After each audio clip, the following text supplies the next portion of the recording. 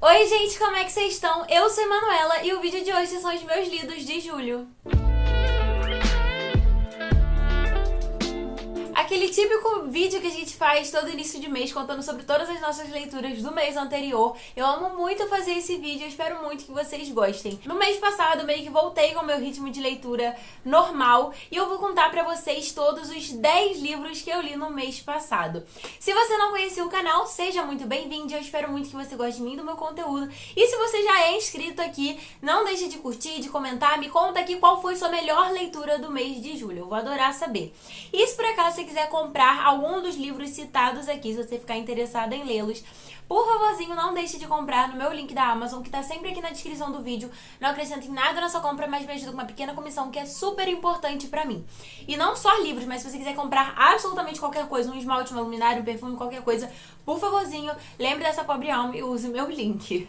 Como eu falei, durante o mês de julho eu voltei com o meu ritmo de leitura, mas eu não li os livros que eu prometi que eu leria pra vocês na minha TBR de julho, na minha TBR da MLI, porque eu não bastasse uma TBR, eu fiz duas, prometendo ler livros que eu não li. Mas por que eu não li? Eu acho que foi na TBR de agosto que eu falei que minha vida tinha dado relativamente uma pirueta no início de julho, porque na segunda semana de julho foi a semana que eu defendi o meu TCC, que eu terminei a minha graduação em licenciatura em matemática. Então foi um momento super importante pra mim, mas recheado de ansiedade, que eu estava com todas as minhas energias voltadas 100% para minha defesa do TCC, para terminar a minha graduação, para trabalhos finais, final de período. Então foi uma correria que só... Então eu não consegui focar em ler os livros que eu tinha falado pra vocês que eu ia ler, e eu não consegui focar na MLI, infelizmente. Então assim, não fluiu os livros que eu tinha prometido, mas eu li 10 outros livros que eu fiquei muito feliz com as minhas leituras e agora eu vou contar quais foram eles pra vocês. Não deixe de me comentar aqui qual foi a sua melhor leitura de julho, que eu quero muito, muito saber. Eu vou começar falando sobre uma saga de livros que eu comecei na última semana de junho e eu terminei em julho, lendo 4 livros da mesma saga, que foi Percy Jackson. Essa saga brilhantemente escrita pelo Rick Riordan. Em junho eu tinha falado pra vocês que eu decidi reler Percy Jackson porque eu estou extremamente hypada pra série. Eu estou muito, muito empolgada e eu quero muito ler logo Heróis do Olimpo. Só que pra ler Heróis do Olimpo, pelo menos reler o primeiro volume, que eu só li o primeiro volume do Heróis do Olimpo, eu precisava ler Percy Jackson e os Olimpianos, porque eu não tinha basicamente memória nenhuma dessa saga.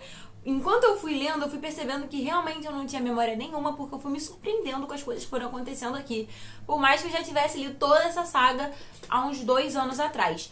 Então, no mês de julho, eu li os 4 volumes. Começando com Percy Jackson e o Mar de Monstros, e esse aqui era o que eu mais tinha memórias vívidas sobre as coisas que aconteciam, né? Nesse livro aqui a gente tem, né, depois do Percy Jackson ter a primeira missão dele, estar ali mais habituado com o acampamento meio-sangue, com a vida dele de semideus, ele tá no segundo ano dele ali, né, no acampamento, e o acampamento, ele tá sofrendo muitas invasões, principalmente depois do ataque de um invasor, né, ao acampamento. O acampamento tá com as forças debilitadas, então eles precisam achar algum meio de salvar o acampamento para que eles possam se preparar, né, pro ressurgimento de Cronos. E aí o pinheiro da Thalia foi atacado e o Percy Jackson, ele tá tendo sonhos com o Grover. Ele descobre que o Grover, ele tá preso numa ilha de um cíclope, então ele acaba tendo essa visão dele lá, e é justo nessa ilha onde tem o Velocino de Ouro, o único artefato que seria possível salvar o acampamento. E essa missão é dada pra Clarice, mas mesmo assim o Percy e a Annabeth, eles decidem fugir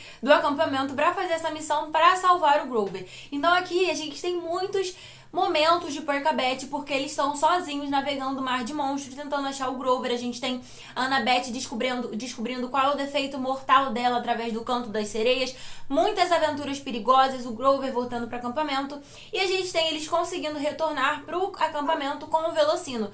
E aí, Thalia acordando que o Velocino, ele funcionou tão bem que a Thalia volta a viver. É um livro incrível que eu amei demais, principalmente pelos momentos de Percabeth, deles dois sozinhos. Por que eu relembrei da história? Porque nem eu mesma às vezes lembrava. Então é bom deixar isso aqui registrado pra quando eu for ler HDO, eu reassistir esse vídeo e lembrar do que acontece nesses livros. Esse aqui, estrelas, não sei, daria 5 estrelas pra todos os volumes. Mas eu acho que esse daqui talvez seja um dos meus menos favoritos, porque eu acho que os outros têm coisas mais interessantes. Depois a gente tem Percy Jackson e a Maldição do Titã, terceiro ano do Percy no acampamento meio-sangue, e ele começa com a Annabeth, a Thalia e o Percy indo encontrar o Grover num colégio, tipo um colégio interno, acho que tem outro nome pra isso, porque o Grover descobriu 2 semideuses muito poderosos. E aí eles acabam indo encontrar eles e nisso a Annabeth desaparece. E junto com a Annabeth aparecem as caçadoras da Artemis que estavam ali por perto delas. E junto com a Annabeth, quem também desaparece é a Artemis, que ela sai pra enfrentar um grande monstro que tá surgindo aí com o ressurgimento de Cronos.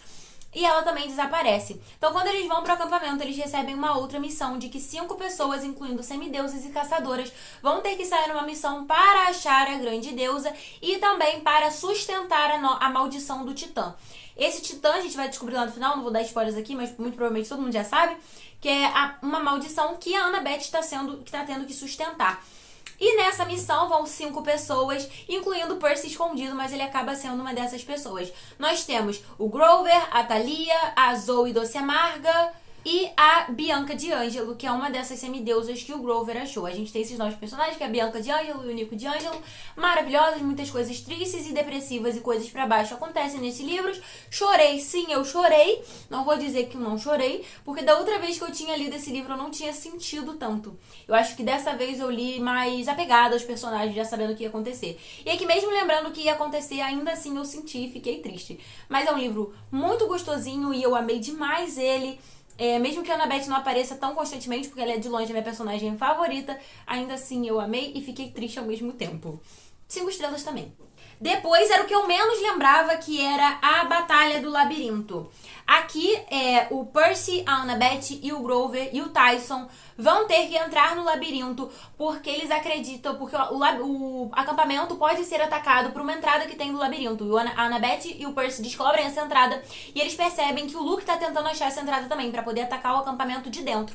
E como a Annabeth é a pessoa que mais pesquisa sobre acampamento, ela é super inteligente, ela conhece o labirinto como ninguém, ela vai ter que sair nessa missão. Então ela finalmente recebe uma missão dela, coisa que ela tá esperando desde os 7 anos. Então a gente tem a Annabeth coordenando essa missão. Eles vão descer ao labirinto e o Grover vai descer porque ele percebe que muito possivelmente Pan, que é o deus selvagem, talvez esteja no labirinto. Então essa é a missão da vida dele, né, que é achar o grande deus Pan. Então eles vão pra esse labirinto e muitas coisas acontecem nesse livro. Esse livro acontece tanta coisa que, tipo assim, não me lembro de metade de novo. É um livro que tem muita coisa acontecendo. É Nico D'Angelo, é Dédalo, é Quintus, é a cachorra a Senhora O'Leary, é Percabeth se beijando pela primeira vez, é o grande deus Pan, cara, é muita coisa nesse livro. É Cronos, é Luke, mas eu amei esse livro. Por que eu amei tanto esse livro? O primeiro birth page de Percabeth.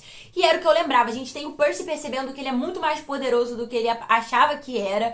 Ele causando uma grande erupção que dá uma merda federal depois.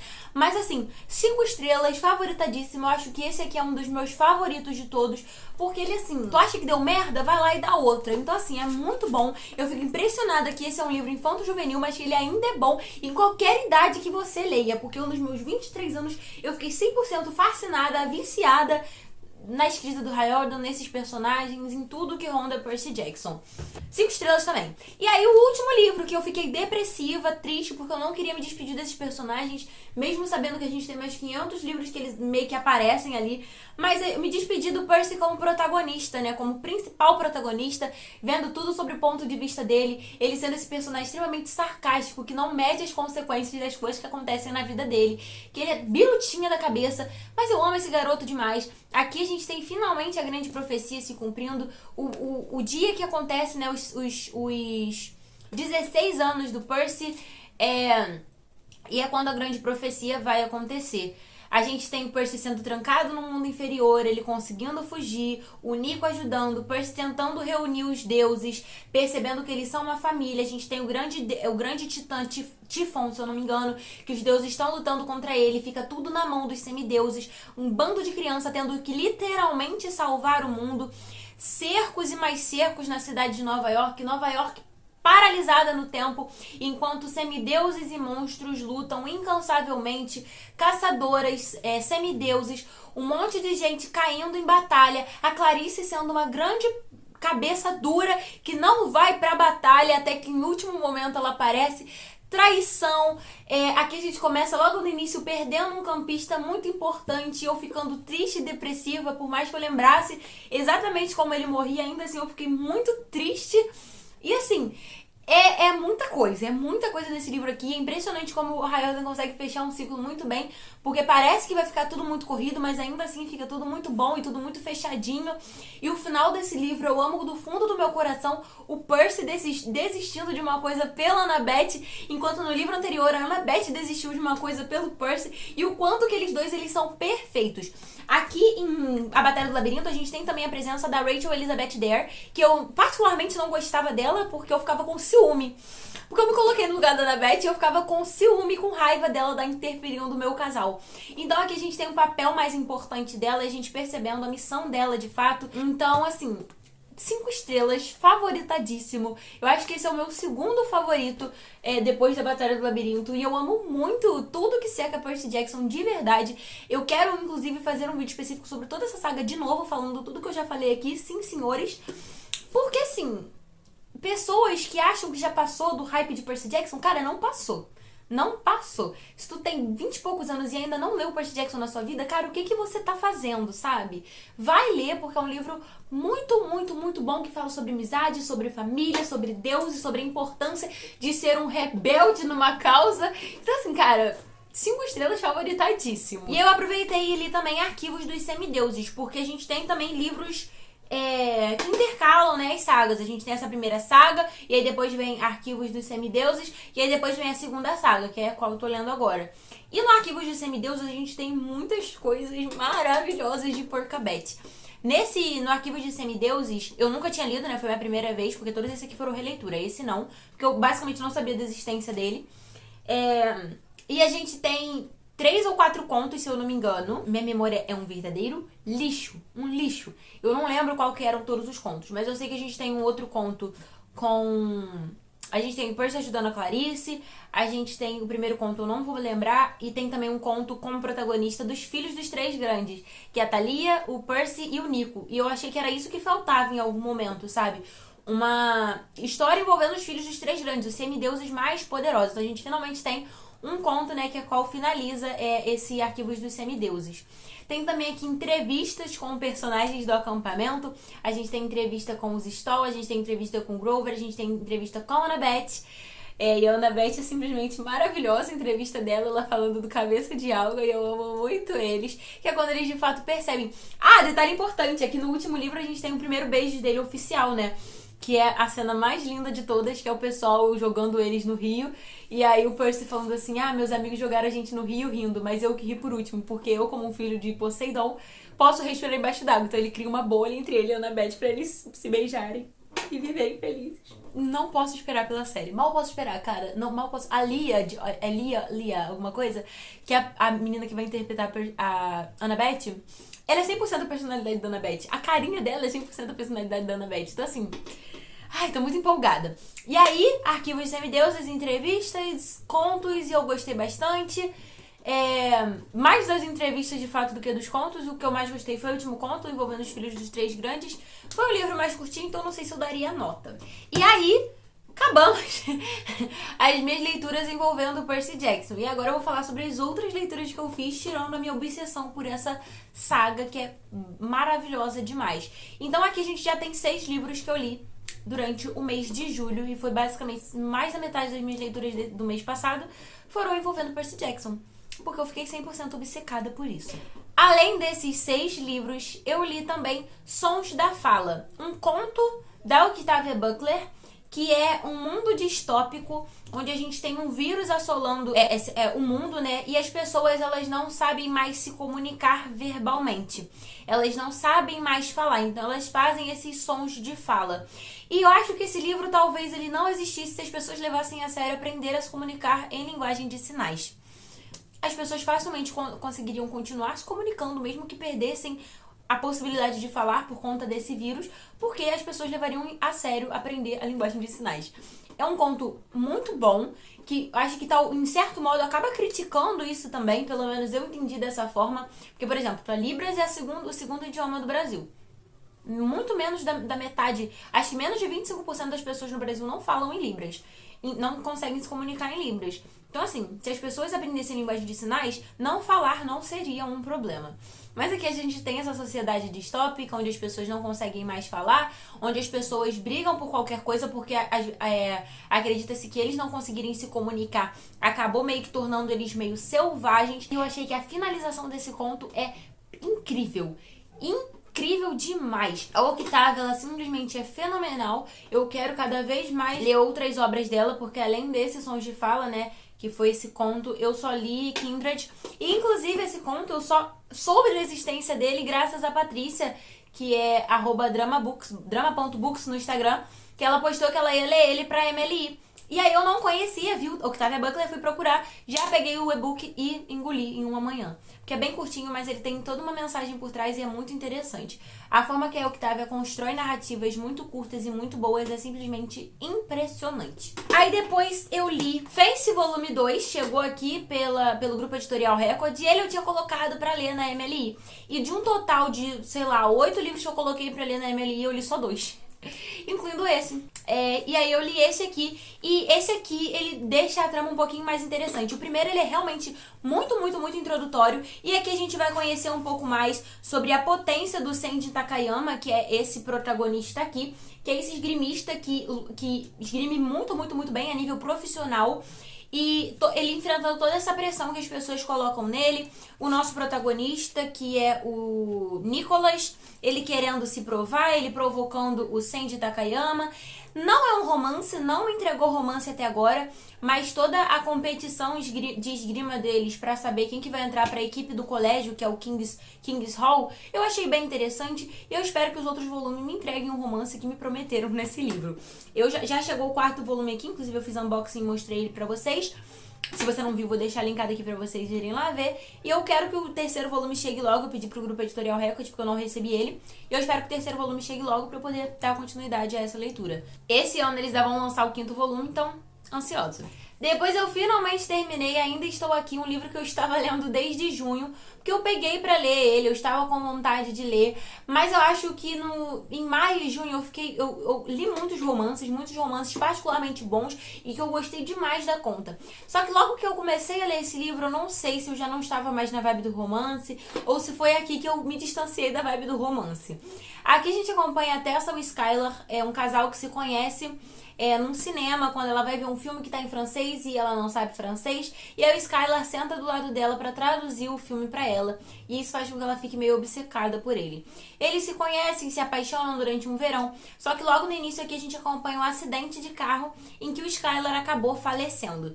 Então a gente tem o passado e presente deles se conhecendo, se apaixonando, e o presente onde a Tessa tá tentando lidar com esse luto, com talvez um princípio de depressão, ela tentando se comunicar com o Skylar porque ela acredita que ele ainda está presente, tentando se comunicar com ela.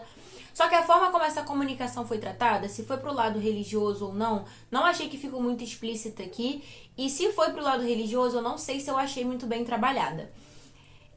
O desenvolvimento do romance dos dois, eu particularmente achei muito fofo. Me lembrou muito o início do meu relacionamento com meu namorado. Todo aquele início de relacionamento, acho, no geral. Você conhecendo a pessoa, você se permitindo se abrir com aquela pessoa, lidar com as suas inseguranças em estar em um relacionamento, em conhecer as inseguranças da outra pessoa. Tudo isso eu achei muito fofo, muito bonitamente trabalhado. A Tessa, nesse sentido em específico, me lembrou a mim mesma no início do meu relacionamento. Mas quando a gente vai pro presente, pra Tessa lidando com o luto, eu acho que a forma como ela lidar com esse luto relativamente bem egoísta. Tipo assim, tudo bem que ela tá triste, tá mal, tá talvez com um processo de depressão, só que ela acaba sendo muito babaca com as pessoas que amam ela e que se preocupam com ela. Até essa garota que foi abandonada pela mãe e que ela vive ali com uma família adotiva, com o Mel e a Vicky, que estão muito preocupados com ela, que se desdobraram pra ela estar num hospital por conta desse acidente que ela passou. E nesse acidente ela literalmente quebrou o coração. Não é meme. Não é meme. Ela literalmente quebrou o coração. Essa parte eu achei péssima. Péssima, tipo assim, não, sabe? Então assim, ela começa... eles estão se desdobrando pra lidar com ela, pra entender ela, pra ajudar, pra pagar a conta do hospital. E ela consegue ser super babaca com eles. Eu sei que ela tá lidando com esse processo de luto, que ela quer tentar se comunicar com o Skylar, que ela tá triste. Ela tem um passado de não conseguir se abrir com as pessoas por conta do passado dela em outras famílias adotivas. Passado esse que é mencionado, mas não desenvolvido. Uma mãe que abandonou ela, que é mencionada, mas não é desenvolvida também. Então, eu achei que tem muitas pontas soltas nesse livro e que eu particularmente não gostei. Pode talvez ter sido o momento a qual eu li esse livro, que talvez se eu tivesse lido em outro momento eu teria gostado mais. Eu particularmente não gostei. Achei relativamente ruim. Eu tinha chegado num ponto que eu só queria terminar o livro, só pra terminar ele. Não fiquei com vontade de abandonar, eu queria sim terminar pra saber como é que teria sido esse final, principalmente voltada pra esse lado espiritual que tem mencionado no livro. E eu só queria acabar. Eu acho que o final pode até ter sido bem desenvolvido, a forma como a Tessa vai lidar com isso no futuro. Mas assim, não gostei. Eu já sei que esse não vai ser um livro que vai ficar aqui na minha casa. Porque eu não gostei, então não tem por que ele ficar aqui. Então provavelmente ele vai pra uma doação. E eu só vou dar 2 estrelas e meia pra parte do início do desenvolvimento do romance, por ter lembrado a mim e meu namorado. Só por isso. Se não fosse por isso, talvez daria menos. Porque o resto eu particularmente não gostei. Depois eu li Corte de Gelo e Estrelas, um livro que eu estava... que eu acho que era um dos únicos que estava na minha TBR, realmente. Mas eu decidi ler ele porque, sei lá, tava aqui, eu olhei pra ele olhou pra mim e eu li. Eu vou ser sincera que eu estava com saudade do círculo íntimo da Corte Noturna. Eu sou simplesmente apaixonada por todo o círculo íntimo, pelo Reason, de Azriel, Mor, Cassian, até a Emryn. Eu amo a forma como eles lidam com o outro, como eles realmente são uma família, como eles se alfinetam como uma família, no jantar, eles rindo, eles conversando, eles se presenteando. Essa parte eu gostei demais da conta. Aqui a gente acompanha essa festividade, né, que é o solstício de inverno, onde a gente tem, né, depois da grande batalha, onde finaliza o terceiro livro, né, que é Corte de... Asas e Ruína? Não sei. Asas e Ruína. Vamos fingir que é Asas e Ruína. Eu não lembro o nome dos... Eu não lembro os títulos, gente. Me perdoem. Mas ele vem depois. A gente tem esse solstício de inverno. Velaris ainda tá se recuperando do final da grande batalha. E aí, a gente tem um ponto. Um ponto que é a Nesta. A Nesta, ela tem um livro próprio, que é Corte de Chamas Prateadas. E com tudo que eu sei dela, da trilogia principal... Eu não estava com vontade de ler Chamas Prateadas, porque eu particularmente não gosto da Nesta. Não gosto dela. Só que aqui, a gente tem um ponto de vista da Nesta e tudo que cerca ela. Então, esse ponto me fez ficar com vontade de ler Corte de Chamas Prateadas. Eu não queria, galera, eu não queria, mas talvez eu queira agora. Porque a Nesta, ela foi transformada também em feérica, então ela tá lidando com isso de uma forma ruim. E a gente tem o Cassian, que é o parceiro romântico dela, que é a pessoa que tá apaixonada por ela e que eles meio que são ligados, né, tipo, como se a alma deles estivessem ligadas. Só que a Nesta não quer isso, porque ela não queria ter sido transformada em feérica. E aí, aí em Chamas Prateadas, acho que a gente vai ter o desenvolvimento do relacionamento deles dois. Então, esse livro aqui me fez ficar curiosa pra Chamas Prateadas. E talvez eu leia Chamas Prateadas. Talvez eu me arrependa disso, mas talvez eu queira ler. E se eu for ler, possivelmente vou fazer vlog aqui, porque eu fiz vlog lendo os 3 primeiros e eu não gosto de deixar nada incompleto. Então, se eu for ler Chamas Prateadas, vai ter vlog. Se vocês quiserem, já comenta aqui que eu me encarrego disso. Eu tomo pra mim essa responsabilidade, porque eu fiquei curiosa. Esse aqui eu não dei nota, porque eu achei ele muito curtinho, mas vou dar nota. Ele tem umas 200 e pouquinhas páginas. Acho que uns 3,5. Ele não é nada demais, mas também nada de menos. E só esse ponto que me fez ficar muito instigado para Chamas Prateadas. Agora, tirando mês de leituras, eu vou falar do melhor livro que eu li no mês. Talvez um livro que entre, possivelmente, para os meus favoritos do ano. A Metade Perdida, da Brit Bennett. Eu já falei dele aqui em 2 outros vídeos, onde eu conversei com vocês sobre o momento certo para ler um livro, o que inclui muito o que eu senti aqui e ainda estou aqui. Então, se você ainda não viu o momento certo para ler um livro, uma conversa mesmo com vocês, vai lá ver, tá aqui nos cards. Eu queria muito ouvir vocês, um bate-papo mesmo. Então, se você ainda não viu o vídeo, vai lá ver, eu juro que tá legal. E eu quero ouvir a opinião de vocês, se vocês têm isso também, o momento certo para ler um livro. E também falei sobre ele no vídeo da Barbie. Citei ele como um possível livro, será Se Você Ama a Princesa e a Plebeia, da Barbie. Esse livro aqui, a gente tem... foi uma segunda tentativa de leitura e finalmente eu terminei de ler esse livro. Aqui a gente tem 2 irmãs gêmeas, Stella e Desiree, que são mulheres negras que nasceram nessa cidade de Mallard, que é uma cidade voltada para o embranquecimento de pessoas negras. Como lá nos Estados Unidos eles têm uma concepção de ser negro, se você tem um parentesco com uma pessoa negra retinta, independente do quão branco você seja, ainda assim você é negro. Se um antepassado seu, tipo, um tataravô seu é negro, você é negra também. E aqui a gente tem essa cidade onde eles prezam por esse embranquecimento. E por conta dessa pressão racial, social, a Estela e a Desirê estão simplesmente cansadas disso e elas decidem fugir. Elas fogem para Nova Orleans e depois de um ano em Nova Orleans, elas se separam. A Estela, ela simplesmente some, deixa um bilhetinho para Desirê falando me desculpe e some do mapa. Anos se passam e a Desirê, ela volta para a cidade de Mallard com uma filha negra retinta, que é quase como uma afronta para essa cidade que preza pelo embranquecimento. Então ela volta para essa cidade com a menina muito negra e é aí que a gente começa a acompanhar esse livro. A gente descobre que elas fugiram e que depois de um ano a Estela sumiu e que ninguém sabe o que aconteceu com ela, mas que ela possivelmente leva uma vida como branca. Porque ela, como ela tem a pele muito clara, se ela não contar sobre os passados, sobre tataravô dela que seja negro retinto, ela tem essa passabilidade branca. Então é um livro que, além de falar sobre colorismo, vai falar sobre passabilidade branca.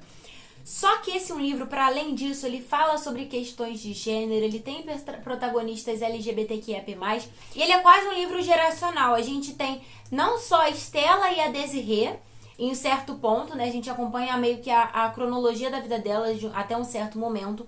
E depois quem passa a ser a nossa protagonista, no segundo momento do livro, é a filha retinta da Desirê, que é a Jude. Já tá adulta, decide se mudar para poder estudar e sair dessa cidade branca, basicamente, né? E ela, sendo uma negra retinta, ela passou por muito racismo de pessoas pretas.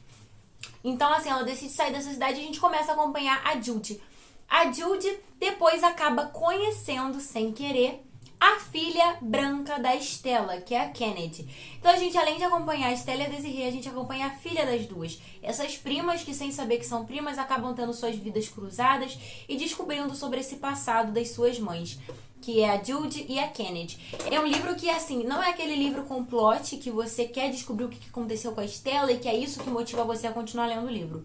É um livro que vai como se chegando em camadas diferentes e falando sobre diferentes assuntos. Como eu falei, ele fala um certo momento sobre temas voltados para questões de gênero, LGBTQIA+, sobre questões raciais, sobre questões sociais, colorismo, passabilidade branca. E a gente tem tantas coisas nesse livro que eu acho que eu não consigo passar claramente. Se você já leu esse livro aqui, leia As Mães, da Brit Bennett, que também é muito bom. E se você leu As Mães, leia esse livro aqui. Mas, assim como eu falei no outro livro onde eu citei ele, leia no momento certo, no momento em que você esteja aberto para ler um livro que talvez vai ser mais devagar, que você vai acompanhar só a história dele, sem tentar descobrir plot, só acompanhando essas gerações de mulheres, as gêmeas Desirê e Estela e as primas Jude e Kennedy, e tudo que cerca a vida dessas 4 mulheres. É um livro muito bom, muito cruel, muito triste, mas brilhantemente escrito, com toda a certeza 5 estrelas favoritadas. Eu acho que ele possivelmente vai entrar para as melhores leituras que eu fiz esse ano, porque quanto mais o tempo passa de que eu li ele, mais ele cresce na minha mente. E eu acho, como eu acho que já dá para perceber, eu já falei dele em 3 vídeos aqui do canal, sendo esse o terceiro. Então, assim, quando eu terminei de ler, eu não achei que eu tivesse gostado tanto, mas conforme vai passando o tempo, ele vai crescendo, sabe? É aquele livro que você termina de ler, mas que fica com você por bastante tempo. Então, dê uma oportunidade pra ler esse livro, que se você gosta desse tipo de livro sem plot, que fala sobre esse assunto que eu falei, eu espero que você goste se você ler no momento certo. É sempre um vídeo imenso falar sobre as minhas leituras do mês, porque eu me empolgo muito e acabo falando demais da conta. Foram essas as minhas 10 leituras no mês de julho. E se você assistiu até aqui, muito obrigada, porque sempre fica muito grande esse vídeo. E eu espero muito que você tenha gostado. Se você gostou, por favorzinho, não deixe de engajar bastante esse vídeo para que o YouTube entregue para mais pessoas. E assistam esse vídeo até aqui, porque eu acho que as pessoas precisam chegar nesse momento de vídeo onde eu falo sobre a Metade Perdida, que é um livro super importante. Então, se você gostou desse vídeo, se você vai pegar alguma recomendação, comenta aqui qual livro você ficou com vontade de ler. E não esquece de comentar qual foi sua melhor leitura de julho. Eu quero muito, muito saber. Muito obrigada por ter assistido o vídeo até aqui. Um beijo e até a próxima!